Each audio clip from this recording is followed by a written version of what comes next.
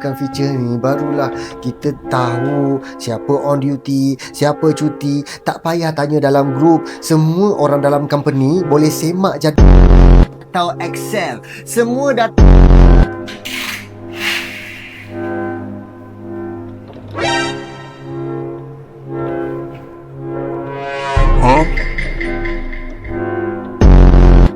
badi pancing tu. Hello there. Mau mengamuk budak-budak ni nanti.